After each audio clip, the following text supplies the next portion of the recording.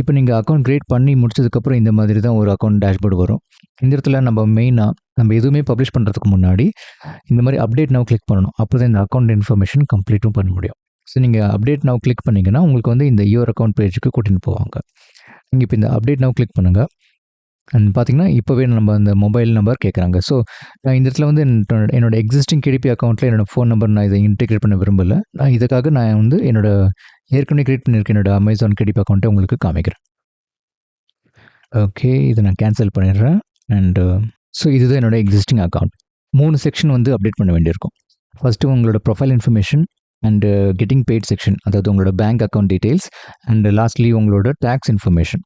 So நம்ம இப்போ ஒன்று பார்ப்போம். ஃபஸ்ட்டு இந்த ஆத்தர் ஆர் பப்ளிஷர் இன்ஃபர்மேஷனில் வந்து உங்களோட ப்ரொஃபைல் இன்ஃபர்மேஷன் கம்ப்ளீட்டாக நீங்கள் வந்து அப்டேட் பண்ண வேண்டியிருக்கும். Business type as a freelancer author நீங்கள் வந்து இண்டிவிஜுவல் அப்படின்னு இதை சூஸ் பண்ணுங்கள். அண்ட் உங்களோட டேட் ஆஃப் பர்த் கொடுங்க. நெக்ஸ்ட் உங்களோட கண்ட்ரி ஆர் ரீஜன், உங்களோட கண்ட்ரி சூஸ் பண்ணுங்கள். அடுத்தது உங்களோட லீகல் நேம். இந்த லீகல் நேம் வந்து உங்களோட ஆக்சுவல் பேர். உங்ககிட்ட ஏதாவது ஒரு ஐடி கார்டு இருக்குது அப்படின்னா நீங்கள் அந்த ஐடி கார்டோட மேட்ச் வர மாதிரி பார்த்துக்கோங்க. இந்த லீகல் நேம் சம்டைம்ஸ் வெரிஃபிகேஷனுக்காக வந்து அவங்க உங்களோட ஏதாவது ஒரு ஐடி கார்டு கேட்கலாம். ஸோ உங்களோட லீகல் நேம் வந்து உங்களோட ஆக்சுவல் நேமை இதில் டைப் பண்ணுங்கள். உங்களோட பென் நேம், புனை பெயர்லாம் இதில் டைப் பண்ண வேண்டாம். ஆக்சுவல் பேர் இதில் டைப் பண்ணுங்கள். அண்டு அட்ரஸ் கம்ப்ளீட்டாக என்ட்ரு பண்ணிவிட்டு ஃபோன் நம்பரும் கொடுத்துருங்க. That's it. அதுதான் இந்த ப்ரொஃபைல் இன்ஃபர்மேஷன். இது பண்ணி முடிச்சதுக்கப்புறம் அடுத்தது கெட்டிங் பெய்ட் செக்ஷன். இங்கே தான் நம்மளோட பேங்க் அக்கௌண்ட் டீட்டெயில்ஸ்லாம் ஆட் பண்ணுவோம். ஸோ இந்த இடத்துல நமக்கு பார்த்தீங்கன்னா ஃபஸ்ட்டு உங்ககிட்ட இப்போ உங்கள்கிட்ட ஒரு இந்தியாவில் இருக்கிற ஒரு வங்கி, ஒரு பேங்க் அக்கௌண்ட் டீட்டெயில் இருக்குன்னா அது நீங்கள் இதில் ஃபஸ்ட்டு ஆட் பண்ணிக்கோங்க. என்கிட்ட ஐசிஐசி பேங்க் அக்கௌண்ட் இருக்குது, நான் அதுதான் இதில் ஆட் பண்ணியிருக்கேன்.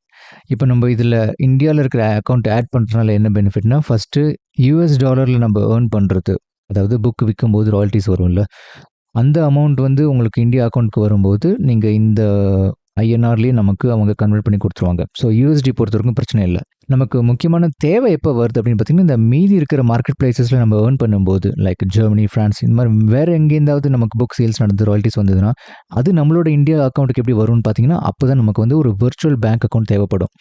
அந்த மாதிரி ஒரு விர்ச்சுவல் பேங்க் அக்கௌண்ட் நமக்கு யார் கொடுக்குறாங்கன்னு பார்த்தீங்கன்னா, சில ஆப்ஷன்ஸ் இருக்குது.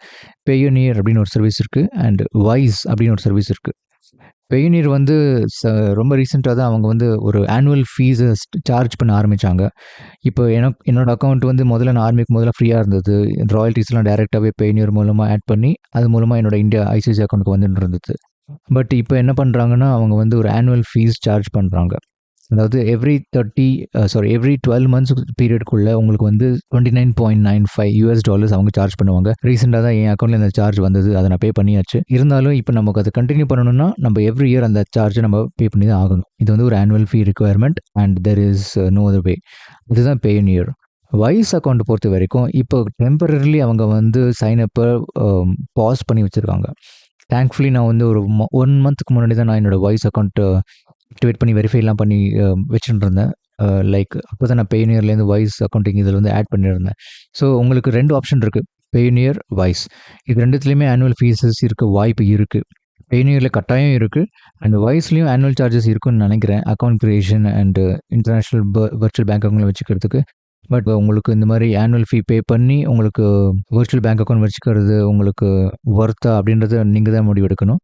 பட் அதற்கு பண்ணணும், நீங்கள் ஓகேன்னு நீங்கள் ப்ரொசீட் பண்ண விரும்பினீங்கன்னா இதில் வந்து ஆப்ஷன்ஸ் பேயோனியர் அண்ட் வைஸ். வேறு ஏதாவது ஆப்ஷன்ஸ் வந்தால் கூட நான் உங்களுக்கு ஃபியூச்சர் வீடியோஸில் காமிக்கிறேன்.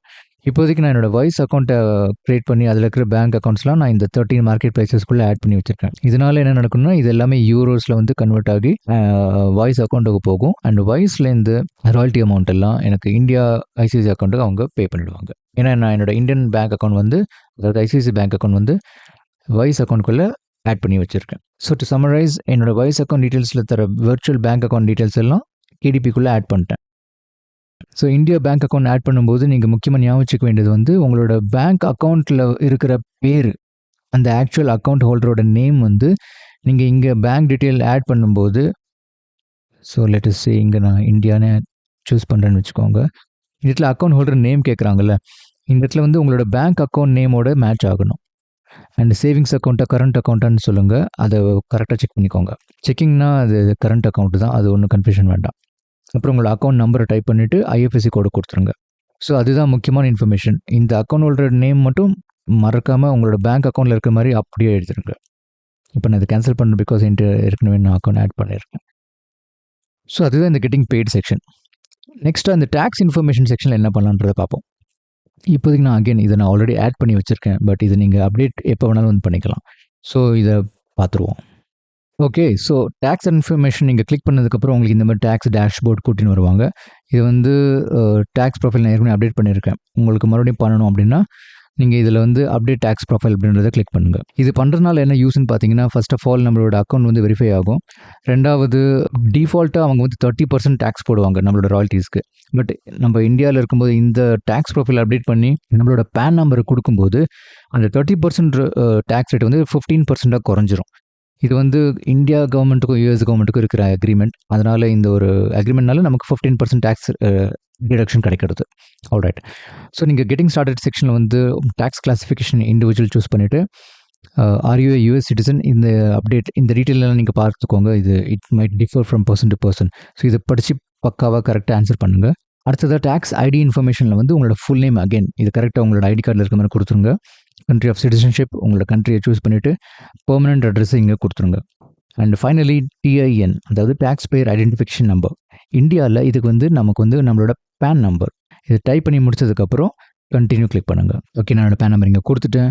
அடுத்தது claim of tax treaty benefits. நான் முதல்ல சொன்னேன் இல்லையா 30% 15% எப்படி குறைக்கலான்றது, அதுக்கு இதுதான் மெயின். இது tax treaty benefit. Country of tax residence confirm.